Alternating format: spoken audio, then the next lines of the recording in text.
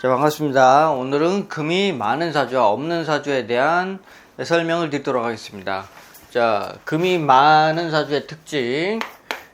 그러려면 일단 이제 금이라는 성질에 대해서 이해를 하셔야겠죠. 금이라는 것은 수렴 결실을 말한다.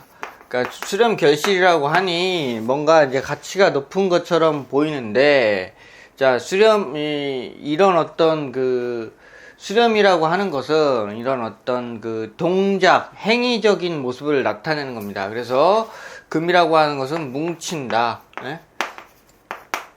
뭉친다. 그 다음에, 모인다.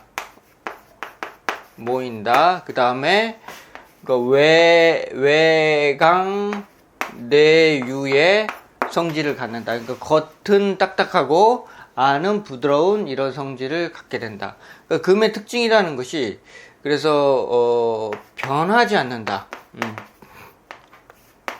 변화가 없다. 입니다. 이거의 반대 글자가 뭐였습니까? 목이었죠. 목은 계속 변하는 거였죠. 근데 반대로 금은 변화가 없는 것입니다. 그러니까 웬만하면은 지키려고 한다. 지키려고 한다니까 이게 이제 우리가 일반적으로 봤을 때는 어떤 특성? 굉장히 보수적인 특성. 그 다음에 이제 고집 또는 장인정신 또는 인내심 또는 지구력이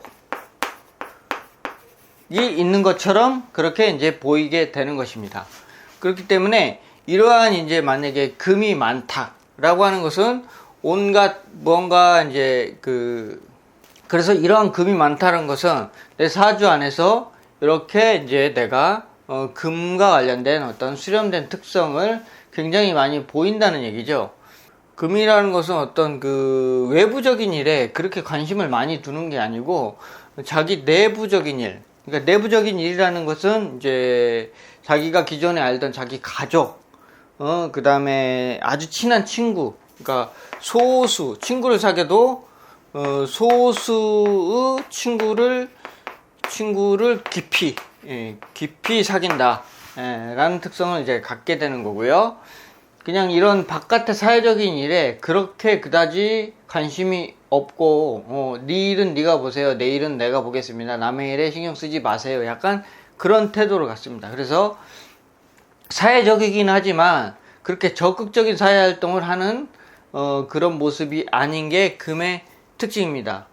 그래서 만약에 이런 이제 팔자에 이런 만약에 금을 많이 갖고 타고났다, 이제 극단적으로 이렇게 많이 갖고 타고났다고 하는 것은 삶 자체가 굉장히 이제 뭔가가 이제 안정적이고 보수적이며, 그 다음에 아주 전통적이고 이런 특성의 직업을 가질 확률이 매우 높다는 것이죠. 한번 또 관계를 맺게 되면 이게 변치 않는다. 상대가 변기 전까지는 내가 먼저 변치는 않는다. 그래서 얘가 의가 됩니다. 의리의 대명사가 되죠. 의리의 대명사. 그래서 뭐 금이 있다고 해서 사람이 의리가 있다 이런 거는 꼭 아니지만 이제 금의 이 변하지 않는 특성 이런 것 때문에 이제 금을 의에 이제 뒀다. 이렇게 이제 보시면 좋겠습니다. 그러한 이제 금이 많다. 그러면은 상당히 사람이 이제 부드럽지가 않겠죠. 딱딱하고 유연하지 못하고 보수적이고 굉장히 뭔가 어떤 자기한테 처음에 입력된 어떤 프로그램이 있을 거 아닙니까?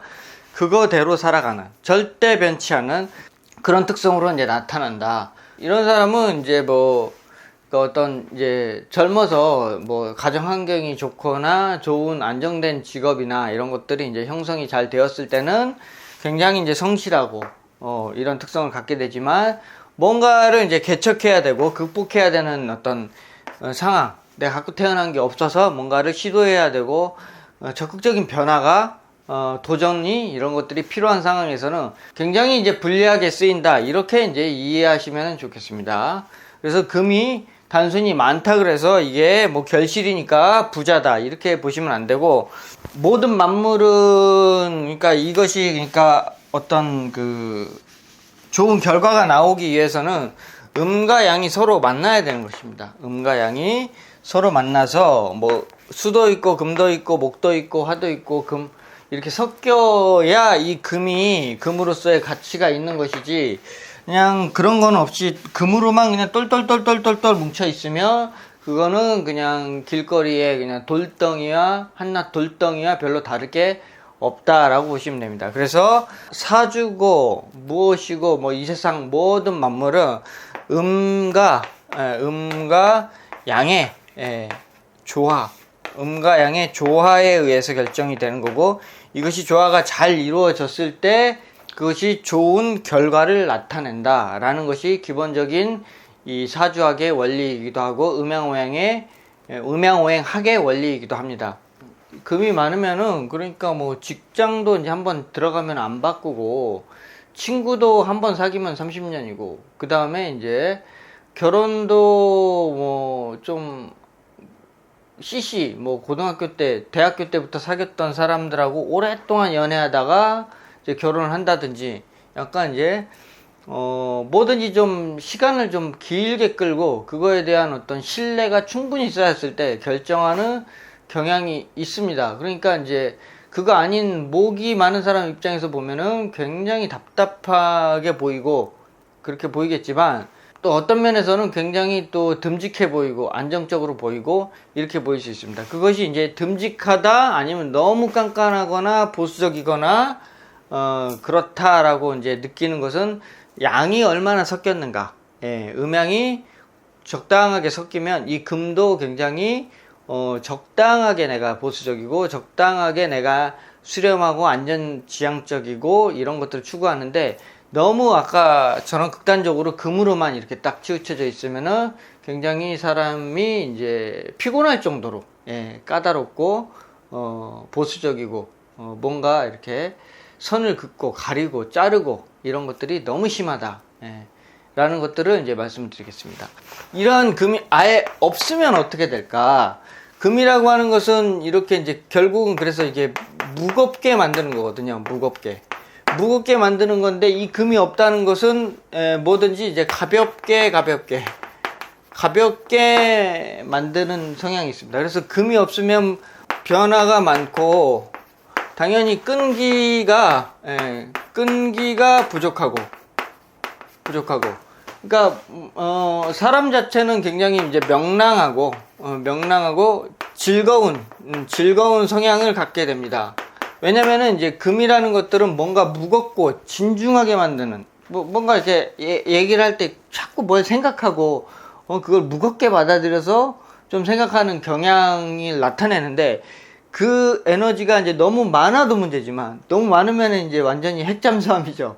그렇지만 이게 아예 없으면은 사람이 좀 무게감이 떨어지는 경향이 나타난다. 그래서 그것이 이제 긍정적으로 나타났을 때는 이렇게 즐겁고 분위기 메이커고 막 이렇게 이제 표현이 됩니다. 그리고 금이 없게 되면은 이것이 어떤 것들을 끝까지 오랫동안 내가 지키는 힘, 이런 것들이 굉장히 약하게 돼요. 이 금이라는 것은 끝까지 책임지는 거거든요.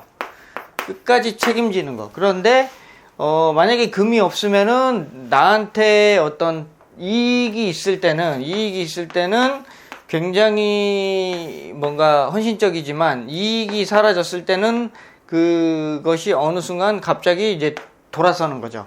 이제 그런 어떤 모습. 그러니까 내 입장에서는 그럴 수밖에 없었다지만 상대 입장에서 봤을 때는 뭔가 이제 배반까지는 아니어도 하여튼 좀 끝까지 좀 나한테 지켜주지 못했다라는 느낌을 줄 수 있는 것이 이제 그런 이제 금이 없는 사주들의 특징이기도 합니다. 그래서 금이 없으면 뭐든지 이제 그 오랫동안 간직하고 또는 오랫동안 어떤 수양하고 수련하고 이것이 이제 오랫동안 시간이 필요한 어떤 그런 것들이죠. 그러니까 공부가 됐던 뭐가 됐던 그런 것들을 오랫동안 이렇게 압축하고 응축해서 그거에 대한 어떤 큰 가치를 만들어내는 그런 힘이 약한 거예요. 그렇기 때문에 술렁술렁해서 어떤 이렇게 서비스업이라든가 서비스업 같은 것들은 어떤 응축된 수양이 필요한 건 아니죠. 그러니까 가볍게 그러니까 목화를 쓰는 요소이기 때문에 서비스업은 이렇게 무거울 필요가 없는 거죠. 오히려 목화를 잘 쓰고 가벼운 사람들이 금이 없는 사주가 이 서비스업에 굉장히 적합한 그런 사람이다, 이렇게 이제 볼 수가 있습니다. 그러나 이제 어떤 깊이를 따지고 뭔가 그 사람의 어떤 무게를 따지고 진중함을 논해야 되고 이런 것들을 이제 할 때는 반드시 금이라는 요소가 필요한데, 금이 없다면은 그 사람한테 그런 것들을 기대할 것이 없는 것이죠. 자, 이렇게 이제 금이라는 요소도 너무 많을 때는 또 문제가 되기도 하지만 또 너무 없어버리면은 또 문제가 됩니다. 우리가 날씨에서도 뭐 태양은 꼭 필요하지만 너무 태양이 장렬하면 힘들고, 물은 필요하지만 물이 너무 많이 이렇게 홍수가 지면 안 좋듯이 없어도 문제, 많아도 문제. 그러니까 뭐든지 오행도 적당하게 골고루 배치되어 있는 것이 좋다는 것을 또 알 수 있는 대목이기도 합니다.